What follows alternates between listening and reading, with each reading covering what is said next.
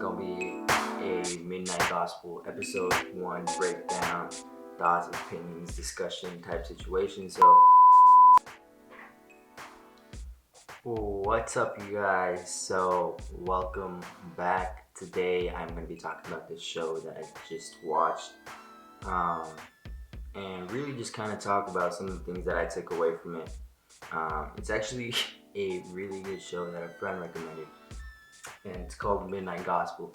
And this is gonna be a Midnight Gospel episode 1 breakdown, thoughts, opinions, discussion type situation. So I did organize all of my notes on this show, and I just wanted to talk about what I think and how you can take some of the things from that show and apply it to life, and really kind of zero in on some of the more undesirable kind of characteristics that define us as human beings. Some of the things like being thoughtful and mindful of what people care and things of that nature, which are inherent to us, but aren't necessarily applied on a day-to-day basis. And the reason I say that is not to say that people don't care, but there is a lot of misfortune in this world that can be fixed, and so that's what I mean by there is a lack of compassion, and there is a lot of self involved in this world. So this show kind of breaks some of those things down, talks about some of the more taboo topics surrounding our society. And some of those taboo topics I don't necessarily believe are or should be taboo because there's actual merit to them. So I just want let's just get right into it because it's a really dope show, and I'm excited to share some of the thoughts, opinions, and what have you with you guys. So let's get into it. So Midnight Gospel starts out as a simulation. Now, that is one of the first things that came to mind, and the simulation is, I think, a reflection of where we are as human beings. I don't know if it's another planet, another universe, but someone entered a simulation, and that simulation is, it looks like a reflection of what our universe is. So all those things aside, it is, to me, in my opinion, based on our reflection of our universe and ourselves. So our being is that is the observer that can properly observe whether or not we are functioning, and we can go into different aspects of life and learn different perspectives and things like that. So that, I think, is where they get the simulation aspect of the show, where we can observe ourselves and the people around us and be aware of them and be aware of the emotions that consume us and appreciate one another's perspective. So that is what the main character does. He is an observer in a universe that enters simulations, and in the first episode he enters the our Earth, which is Earth, I don't know, 19 or something like that, and he's actually vlogging and interviewing the people who are in those simulations. So whether those people are sentient beings or they're just being controlled by other people and they're living out in the simulation, that is a cool way of being representative of how we are as human beings and how we are capable of being aware of ourselves and the people around us. So that was one of the first things that I noticed. I was like, oh snap, okay. It's actually a theory that goes around, talking about simulation theory and that we're on a simulation, but I think it's more or less the mental game that goes on in our heads as we all go go through life. So the simulation is just another way of of being aware that there is something cast over us in terms of the way we limit ourselves mentally and how we block ourselves from pursuing a different avenue in life that truly makes us feel happy.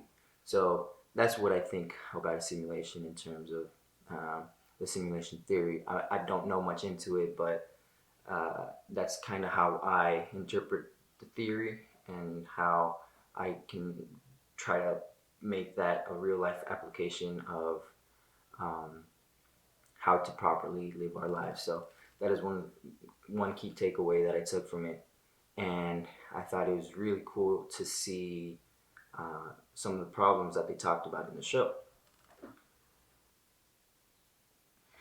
So one of the things that it touches on is that there's a zombie apocalypse going on in our world, and I think again that is a representation of our mental state as humans. We coast through life, serving a ulterior purpose. A zombie is what a zombie uh, lives for lives to survive is pretty much it. So it consumes anything and everything. And I think that was a way to represent how we are psychologically.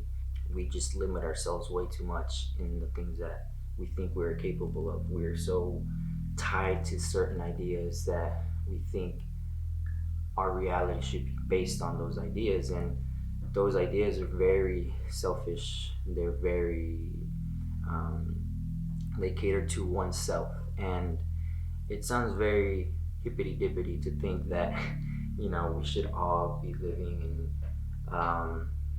this paradise where everything is fine and dandy. But then why is that idea always frowned upon when you talk to certain people? They're like, oh, stop living in fantasy land, stop thinking that. So this is what I mean by we are zombies limited by our own psychological um, uh, ideas, right? So we frown upon this idea that we could all live in peace, but we think it's okay to marginalize a certain group of people because um, a virus was released supposedly from a different country, right? So we think it's okay to punish, and we are opposed to this fairy tale that we all know that we're capable of, but it's a psychological game where we're all unable to accept that that is a possibility,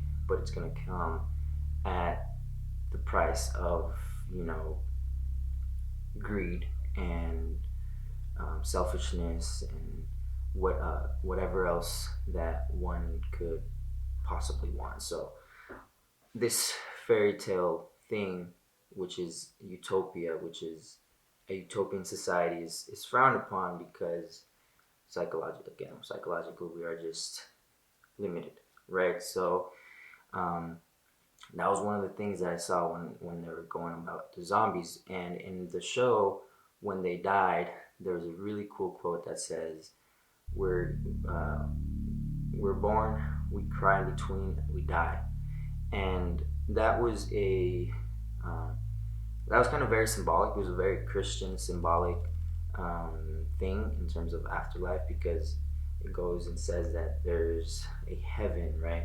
At least in the show right here, because in the next episode, because I did go episode ahead, it talks about Christianity. And this one was more about self awareness, and it talked about more about Buddhism. So I think the way it was laid out was it was just introducing it into the next episode. So the next episode is actually going to be talking about Christianity, as this one was talking about um, the self and being aware of yourself. And those are a lot of Buddhist practices, which a lot of people are not into because they they are again tied to certain ideas, and you cannot discriminate an idea simply because it's not an idea that you are adamant about, right? So meditation and all these practices about being self-aware of your emotions and knowing the root of them all and being able to zero in on all the things that you're feeling,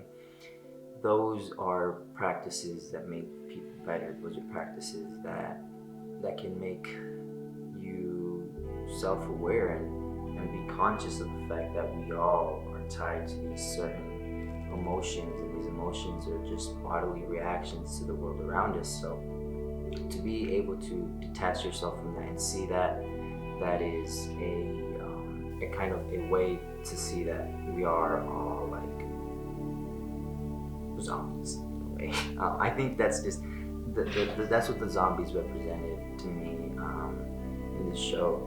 And in the show, they also talked about drugs and how marijuana and acid and all these other drugs, they show you this world. They show you that this mentality is possible. That you go up an elevator and you can see this utopian mental state where everybody is that self-aware and everybody has to deal with their problems and has to be aware of them, and that translates into being a more accepting and more caring person in real life as soon as you get out of that high, right? So they talk about how there are certain bad trips, and that's why certain drugs are frowned upon because of the overdoses and all of that stuff, which I believe that if you were to legalize all drugs, it would eliminate a lot of the illegal and problematic situations that we have around the world. For example, if you were to legalize cocaine and all these other Schedule 1 drugs, that eliminates a lot of the supply market that is running legally in countries like Mexico and Colombia and all these Latin American countries where there is a drug problem, where there is a drug war, where there are cartels and people who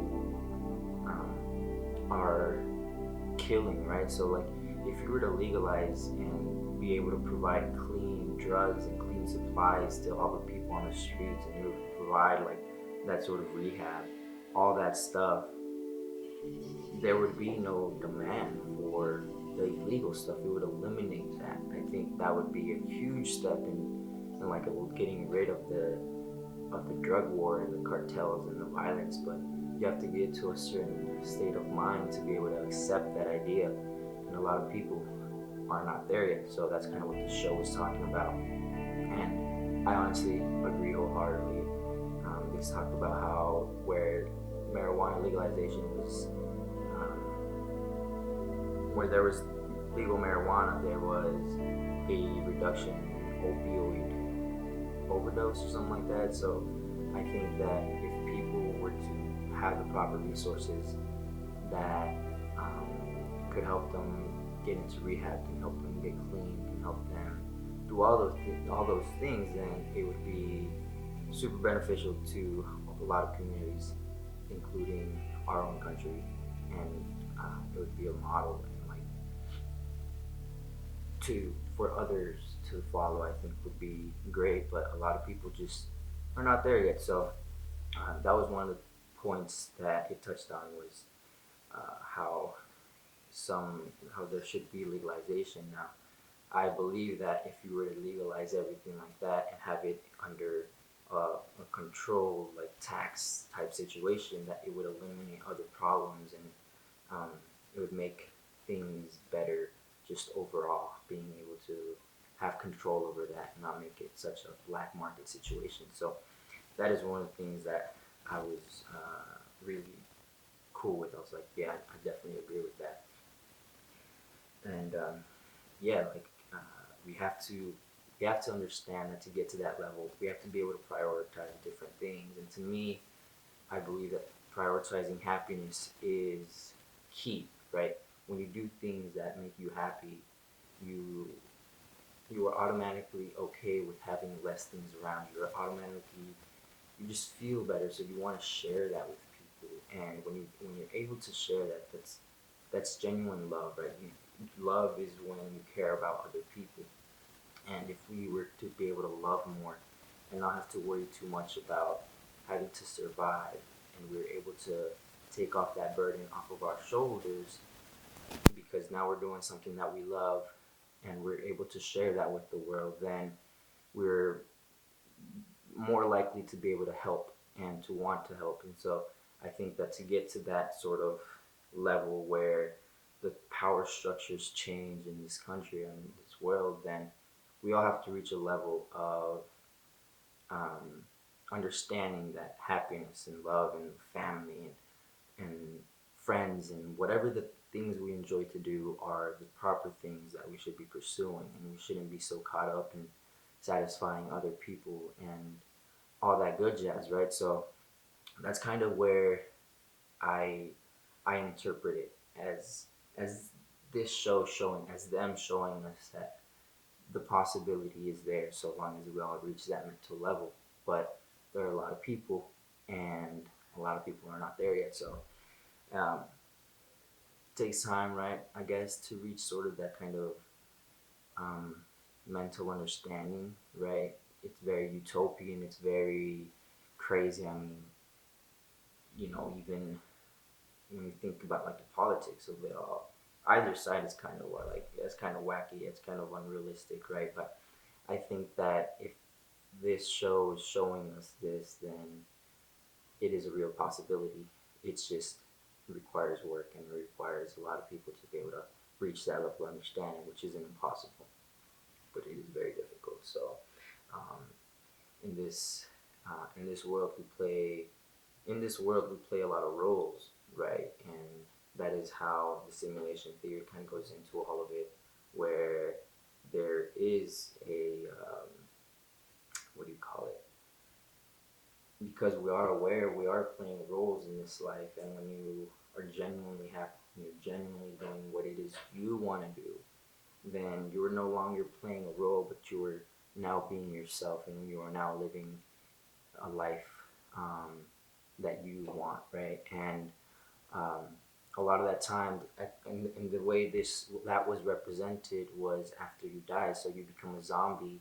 But a zombie is super utopian. It's super like happy, and that's why the zombies were so they're eager to try to eat everybody because they want everybody to be able to experience that.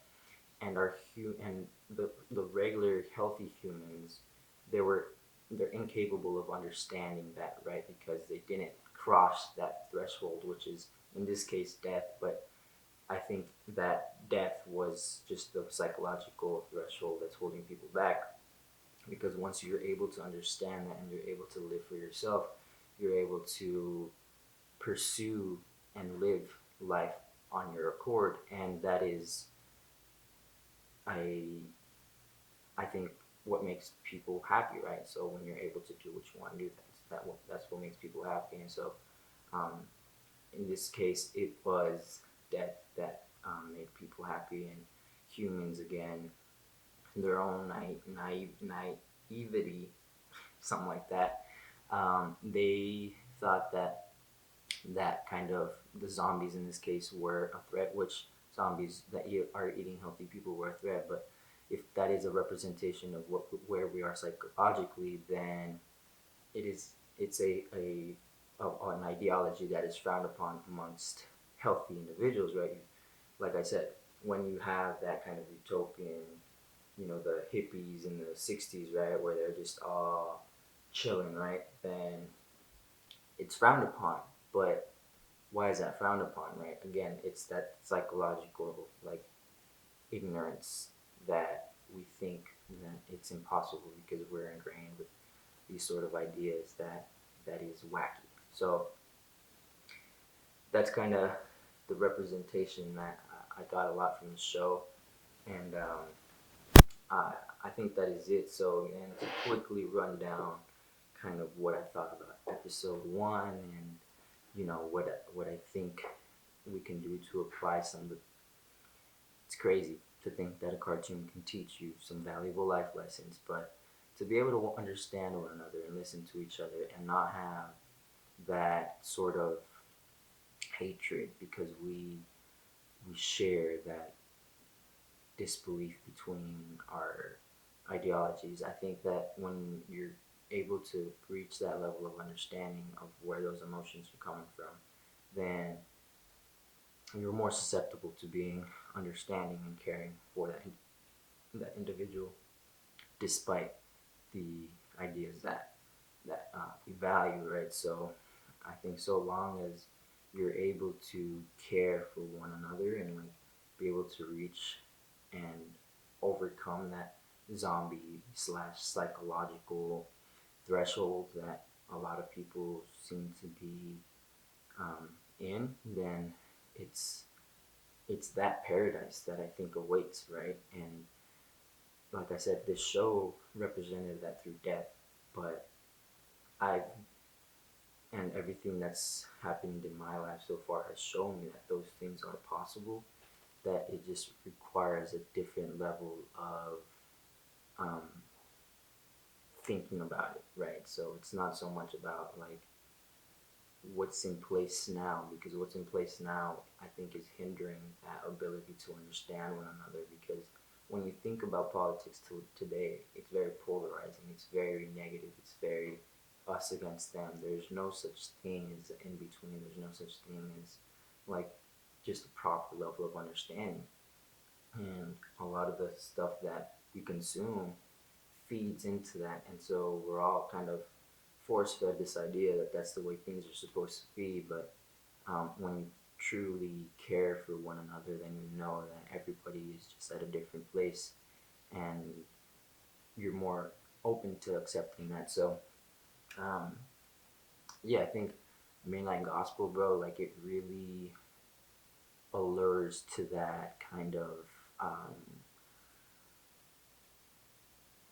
ideology. And it this documentary that I saw, bro, it also really ties into it, because if this documentary is true, the way that it it was laid out, that the CIA like successfully controls people's mind, like they're all brainwashed, and they're just successfully doing it to protect themselves and to protect the power structures, then this again would be a show that is revealing that ideology, that this is where we are as a society and this is where we could be, but the people are brainwashed. And it sounds crazy, bro, but again, let me put that documentary, if you were ever down to watch it, I'm gonna link it down in the description so that you can check it out.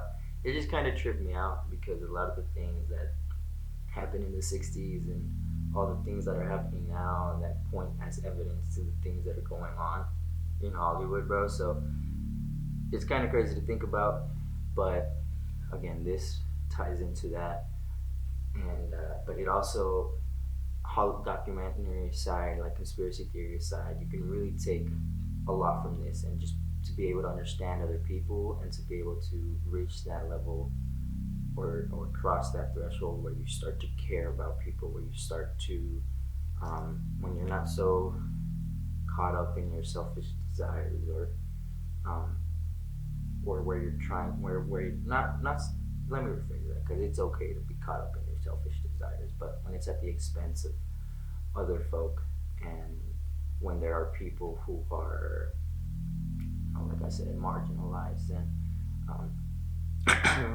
yeah, I think this points to a way to be able to understand one another and to just make humans better, right? So that is gonna be that is gonna be it for this video, man. I don't know how I want to structure these things. Like, I'm gonna be going on Instagram Live too, so um, I don't know if I'm gonna start going live and recording at the same time, or how I'm gonna do it. But this was episode 1 of Midnight Gospel, so I'm gonna catch y'all.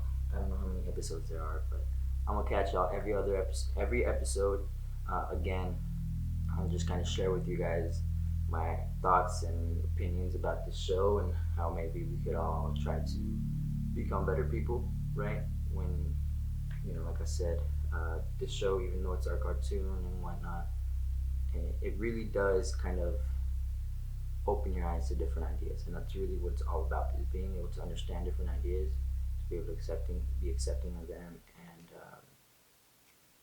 I don't know, just that's really what one of the things that I got from it. So yeah, I highly recommend this show. It's called Midnight Gospel. It's on Netflix. It's a cartoon, but it's pretty cool. It almost sounds like you're watching an interview, a cartoon interview.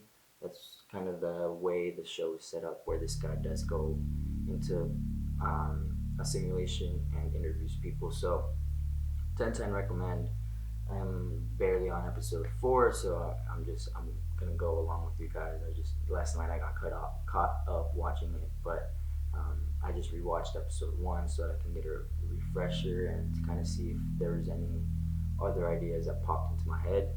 And it's gonna be the same thing tomorrow when I watch this show. So thank you guys for watching and tuning in. I hope you enjoyed this talk.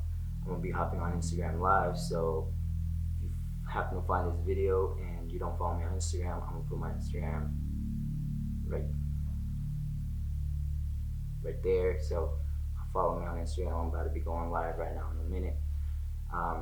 But thank you for watching, and I will catch y'all next time on Midnight Gospel episode 2 discussion.